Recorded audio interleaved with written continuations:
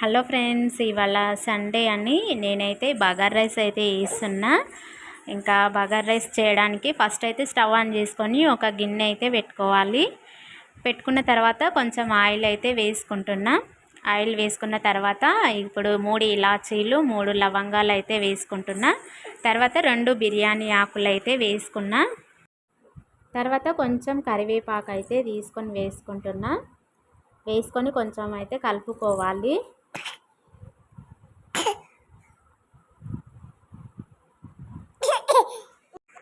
Friends, నా video చూసేవాళ్ళు తప్పకుండా ఒక లైక్ ఇవ్వండి ఫ్రెండ్స్. అదేవిధంగా ఇక్కడైతే 2 పచ్చిమిరపకాయలు అయితే పొడుగైతే చీల్చి ఇంకా వేసుకొని కలుపుకుంటున్నా. తర్వాత అల్లం వెల్లిపాయ అయితే ఫ్రెష్ అయితే నూరుకొని వేసుకున్నా. అట్లా నూరుకొని వేసుకుంటే అప్పటిదప్పుడు మంచి టేస్ట్ ఉంటుంది, చాలా బాగుంటుంది. ఫ్రెష్ది వేసుకుంటే మంచిగా టేస్ట్ అయితే ఉంటుంది, రైస్ కానీ కూర కానీ.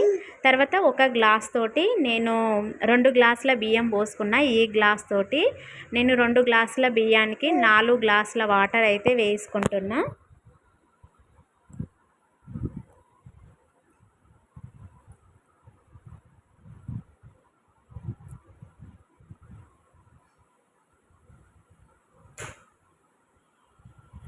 నాలుగు గ్లాసుల వాటర్ అయితే వేసుకున్నా కదా. తర్వాత ఇప్పుడు ఇందులో ఉప్పు అయితే వేసుకోవాలి. నేను ఇక్కడ 2 టేబుల్ స్పూన్ల ఉప్పు అయితే వేసుకుంటున్నా.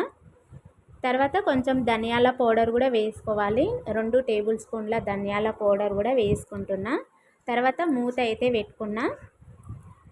తర్వాత కొంచెం కొత్తిమీర అయితే కడిగి అయితే వేసుకోవాలి. ఇప్పుడు ఇందులోనే ఎసర్లోనే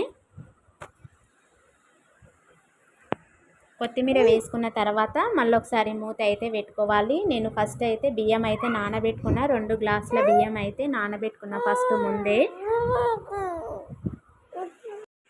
చూస్తున్నారు కదా వీడియోలో. తర్వాత మూత అయితే పెట్టుకున్నా. ఇప్పుడు ఎసరు అయితే కాగుతుంది. ఎసరు కాగినప్పుడు ఇప్పుడు మనం ముందుగా నానబెట్టుకున్న బియ్యం ఉంటాయి కదా, ఒక్క చుక్క వాటర్ లేకుండా అయితే వంపుకోవాలి. వంపుకున్న తర్వాత ఇప్పుడు బియ్యము ఎసరులో అయితే వేసుకోవాలి. ఫ్రెండ్స్, నా వీడియోకు చూసి తప్పకుండా ఒక లైక్ ఇచ్చి సబ్స్క్రైబ్ చేసుకోండి ఫ్రెండ్స్.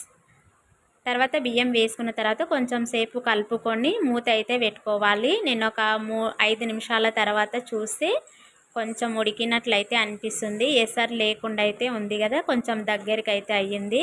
మళ్ళీ ఒకసారి ఇట్లా కలుపుకొని మళ్ళీ ఒకసారి మూత అయితే పెట్టుకుంటున్నా. ఇప్పుడు పైనంగా అయితే కొంచెము పుదీనా కూడా వేసుకోవాలి. ఫైనల్గా అయితే అన్నం అయితే రెడీ అయింది. అన్నం అయినప్పుడు ఇంకా దాని మీదంగా కొంచెం పుదీనా అయితే వేసుకొని అయితే చూపిస్తున్నా. ఇంతేనండి బగార్ రైస్ ఏ విధంగా చేయాలనో చూసిండ్రు కదా వీడియో. తప్పకుండా ఒక లైక్ ఇవ్వండి.